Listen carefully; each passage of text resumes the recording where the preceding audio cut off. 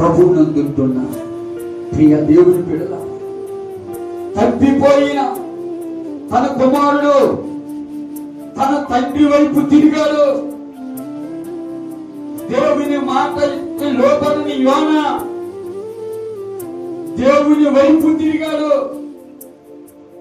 అందుకు మనము కూడా ఎవరి వైపు తిరగాలంటే మనల్ని కనికరించి, కృప చూపించి, ప్రేమ చూపించి, తప్పిపోయిన తన కుమారుడు తన తండ్రిని ఎలాగైతే చేర్చుకున్నాడు, అలాగా మన దేవుడైన యెహోవా వైపు మనము తిరిగి ఎడల ఆయన కరుణ కటాక్షము గలవాడు కనుక మీరు ఆయన వైపు తిరిగి ఎడల ఆయన మీ యందు ఏమవుతాడంటే ప్రసన్నుడవుతాడంట. దేవునికి స్తోత్రం.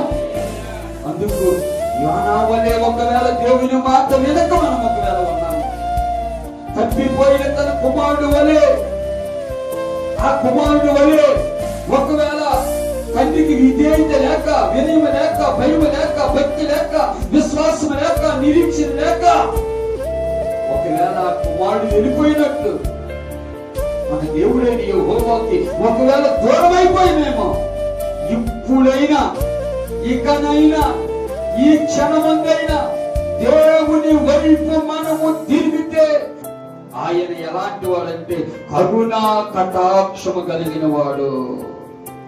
ఆయన ఎలాంటి వాడంటే కనికరమును, దయను, దీర్ఘశాంతమును చూపువాడు, బహుశాంతమూర్తి ఉన్నాడు కనుక ఆయన నిన్ను ఏం చేస్తాడంటే ప్రసన్నుడుగా నీ వైపు చూస్తాడంట. ఆయన వైపు నిన్ను ఆకర్షించుకుంటాడంట. ఆయన రక్తంతో నిన్ను కడుగుతాడంట.